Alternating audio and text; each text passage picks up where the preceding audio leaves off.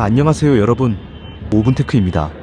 요즘 이스라엘이 레바논 남부 해역의 모든 선박에 철수 경고를 내리며 전면전의 긴장감이 최고조에 달하고 있는데, 오늘은 이 사건을 좀 살펴보겠습니다.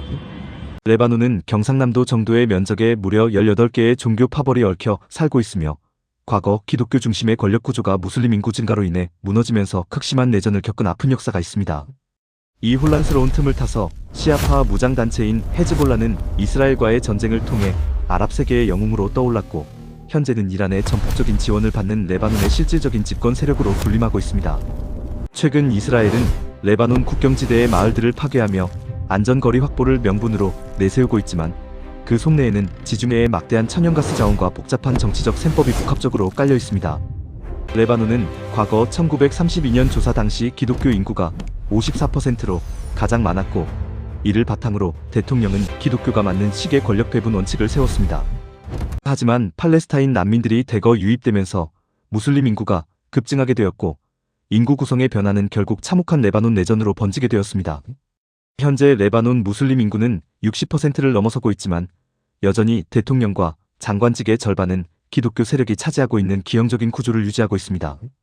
이런 불안정한 정치 상황 속에서 시아파 무장단체인 헤즈볼라는 이스라엘 군인을 납치하며 무력 분쟁을 유도했고, 이는 2006년 전면전의 도화선이 되었습니다.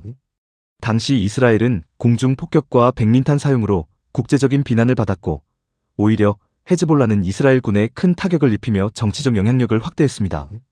유엔은 교전을 중단시키기 위해 레바논 남부의 평화유지군을 파견했으며, 한국의 동명부대 역시 19년째 이곳에서 순환 근무를 수행하며 평화를 지키고 있습니다. 헤즈볼라는 시아파 종교 국가인 이란으로부터 막대한 자금과 무기를 지원받고 있으며, 지도자 하산 나스랄라는 이란의 최고 지도자를 주인이라고 부를 정도로 끈끈합니다. 헤즈볼라는 1983년 베이루트 미군 막사의 대규모 자살 폭탄 테러를 감행하여 미군 241명을 숨지게 했고, 미국을 레바논에서 철수시킨 전력을 가지고 있습니다. 현재 레바논은 2020년 베이루트 항구 폭발 사고 이후 경제가 완전히 무너졌으며, 1인당 GDP가 $4,000에 불과한 심각한 빈국으로 전락했습니다. 극심한 경제난 속에서 레바논은 2022년에 이스라엘과 해상 국경 합의를 체결했고, 이를 통해 지중해 천연가스전의 일부 권리를 확보하게 되었습니다.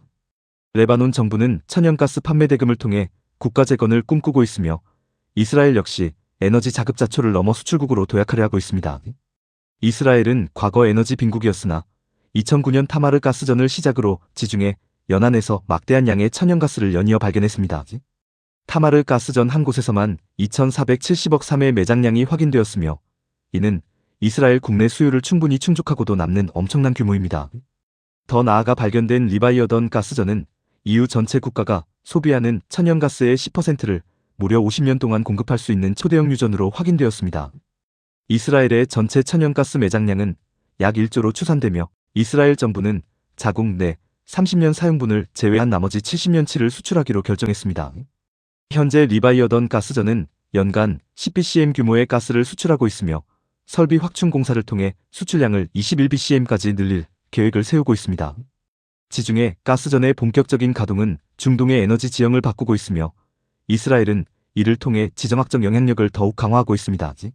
하지만 최근 이스라엘과 헤즈볼라 사이의 교전이 격렬해지면 레바논은 합의된 가스전 수익을 받기 어려워지는 경제적 위험에 직면하게 됩니다.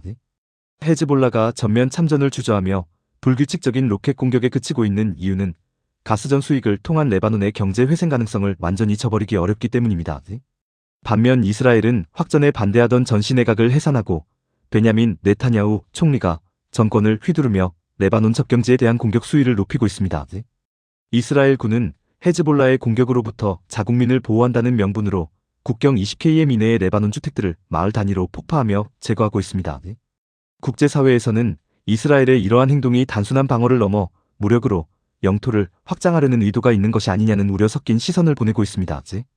다만 이스라엘이 레바논의 해상가스전까지 직접 점령할 가능성은 낮다는 의견이 우세한데, 이는 유엔이 중재한 국제적 합의를 깨는 행위이기 때문입니다. 만약 이스라엘이 해상가스전을 탈취한다면 잃을 것이 없어진 헤즈볼라가 가스 시추 시설을 집중 공격하여 이스라엘 경제에 타격을 줄 위험이 큽니다. 현재 이스라엘의 가장 큰 변수는 네타냐후 총리인데, 그는 부패 혐의로 재판을 받고 있으며 유죄 판결을 피하기 위해 전쟁의 국면을 이용하고 있다는 비판이 있습니다. 네타냐후 총리 입장에서 전쟁이 계속되어야 실권을 유지하고 재판을 늦출 수 있다는 분석이 지배적이며 이로 인해 전쟁이 장기화될 가능성이 제기됩니다. 미국과 서방 국가들은 중동 전쟁의 확전이 세계 에너지 시장에 미칠 악영향을 우려하여 이스라엘에 지속적으로 자제를 요청하고 있습니다. 지중해 가스전에서 발생하는 분쟁은 천연가스 공급망의 차질을 빚게 되며 이는 글로벌 에너지 가격 상승으로 이어질 수 있는 중대한 문제입니다. 레바논 내의 수니파와 기독교 정파들은 국가 경제를 위해 이스라엘과의 전면전을 반대하고 있으며 헤즈볼라의 독단적인 행동에 불만을 품고 있습니다. 이란 역시 대리 세력인 헤즈볼라가 붕괴되는 것을 원치 않으므로 전면전보다는 저강도 분쟁을 유지하며 이스라엘을 압박하는 전략을 취하고 있습니다. 과거 2006년 전쟁 당시 사상자 통계를 보면 이스라엘 군의 사망자가 헤즈볼라보다 많았지만 현재의 화력 차이는 이스라엘이 압도적인 우위에 있습니다. 이스라엘이 확보한 일정 규모의 천연가스는 유럽의 러시아 에너지 의존도를 낮출 수 있는 핵심 자산이기에 전 세계가 이 지역의 평화를 주목하고 있습니다. 레바논 남부 해역에 내려진 철수 경고는 단순한 경고를 넘어 에너지 패권과 생존권이 걸린 거대한 싸움의 시작을 알리는 신호탄일 수 있습니다. 국제 에너지 전문가들은 이번 분쟁으로 인해 지중해 가스 수출량이 계획 대비 20% 이상 감소할 수 있다고 경고하며 시장의 변동성을 주시하고 있습니다. 결국 레바논 분쟁은 종교적 갈등이라는 해묵은 명분 뒤에 100조 원 가치의 천연가스 자원과 집권 세력의 정치적 생존이 복잡하게 얽힌 현대판 자원 전쟁입니다. 에너지 안보가 곧 국가의 생존이라는 국제관계의 냉혹한 원칙 아래 지중해의 불꽃이 세계 경제에 어떤 거대한 파고를 몰고 올지 끝까지 지켜봐야 할 시점입니다. 시청해주셔서 감사합니다.